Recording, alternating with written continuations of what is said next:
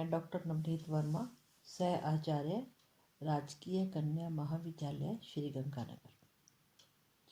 आज लेते हैं तुलसीदास की कवितावली का काव्य रूप। कवितावली का जो काव्य रूप है वो हमें देखना है।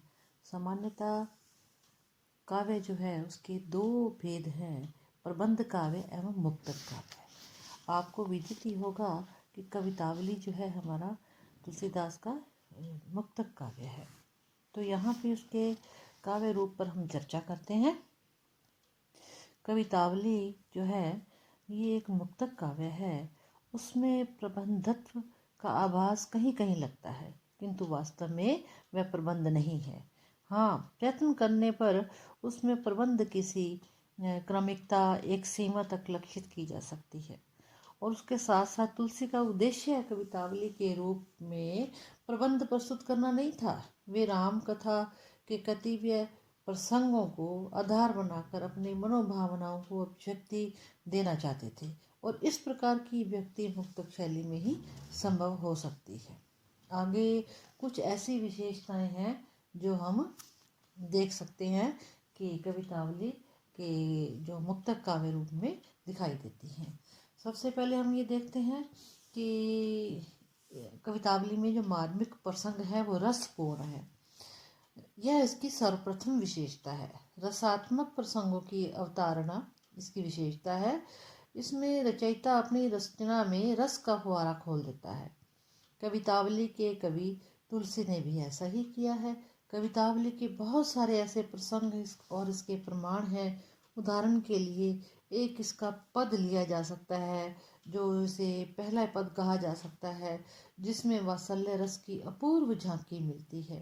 कवि ने राम की मोहिनी मूर्ति को देखकर मधुरामृत का पान किया है।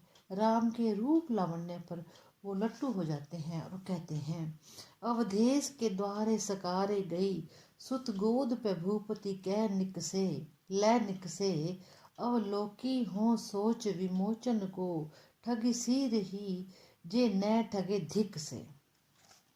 कोई सखी अवधेश के युद्ध के द्वारे पर गई तो वो अपने बेटे को लेकर, राजा जो थे अपने पुत्र श्री राम को गोद में लेकर बड़े आनंदित हो रहे थे, बड़े प्रसन्न हो रहे थे। और वह बड़ी सखी जो थी, जो देखने गई थी, वो उसको देखकर बड़ी विमोहित हो जाती है।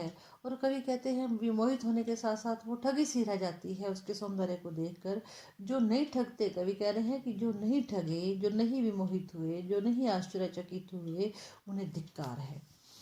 और इसके साथ साथ श्रृंगार का हम इसमें मर्यादित रूप देख सकते हैं। दुल्हन बनी सीता अपने प्राणाधिक प्रिय पति राम के रूप पर बलिहारी हो जाती है, और ना जाने कितनी कल्पनाएं दाम्पत्य जीवन के विषय में उसके मन में उठती बैठती रहती हैं। और उसके अंदर का जो तूफान है सीता जी दबाने में असमर्थ हैं। इसके साथ साथ हम एक विशेषता देखते हैं, वो है बंधन मुक्ता। मुक्तक काव्य में कवि को रमणीय राजमार्ग पर भ्रमण करने के लिए उचित और अधिक समय मिल जाता है। वह बंधनहीन होकर अपनी इच्छा अनुसार भ्रमण करता है। उसका मन जिन प्रसंगों, दृश्यों और भावों के चित्रण में रमता है, उन्हीं को वो अधिक महत्व देता है और ईमानदारी से प्रस्तुत करता है। अब इसमें देखिए एक कवितावली में जो है इसका अपवाद नहीं है। अयोध्या कांड में ऐसे अनेक से पद आए हैं जहाँ इस प्रवृत्ति को सहज रूप में देखा जा सकता है। बालकांड भी इसका अपवाद नहीं है, और कवितावली का उदाहरण तो तुलसी की स्वतंत्रता और बंधनहीनता को स्पष्ट ही प्रमाणित कर देता है। अब अगली एक विशेषता और है, वो है पुनरुक्ति। मुक्तक काव्य में पुनरुक्ति का गुण भी मिलता है।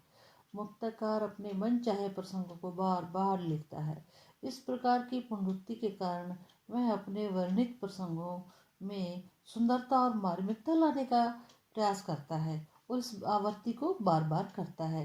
इस आवृत्ति से भी मुक्तक रचना में नवीनता, संजीवता का रंग आ जाता है। पुनरुक्ति लाने के लिए मुक्तकार शब्द योजना, अभिव्यक्ति, भंगिमा और सरसता का प्रयोग करता है। कवितावली में भी अनेक प्रसंगों की अवतारणा अनेक बार हुई है। बाल वर्णन, धनुष यज्ञ, केवटपाद संचालन प्रक्षालन, वन गमन, लंका दहन, राम रावण युद्ध, प्रभु गुणगान और आत्मदीनता व युग चित्रण को लेकर कवितावली का क्लेवर तैयार किया जाता है। प्रसंगों की आवृत्ति हो नहीं तो कवितावली में तो पंक्तियां तक दोहराई गई हैं। अवधेश के बालक चार सदा तुलसी मन भीतर में भी है।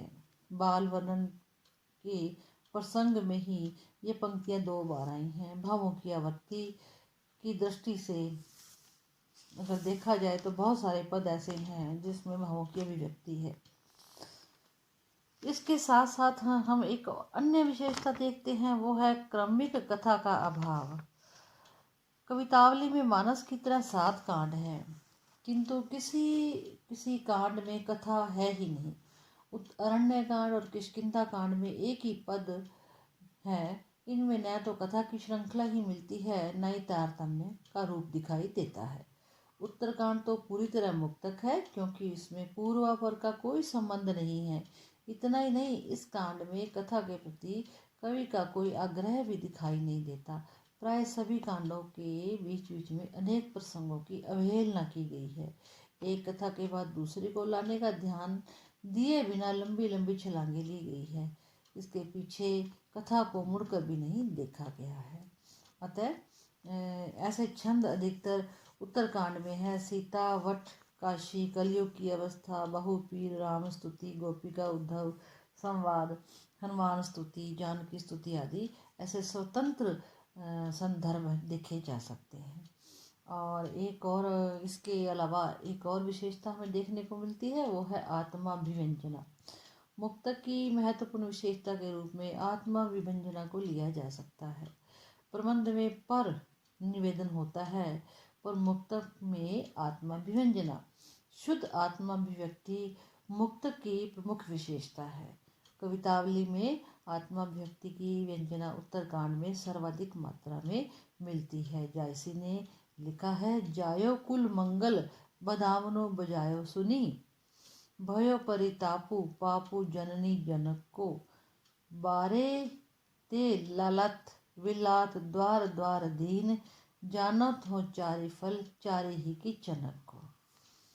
तो इन सब बातों को, इन सब विशेषताओं को चर्चा करके ये निष्कर्ष निकलता है कि कवितावली एक स्वतंत्र मुक्त रचना है।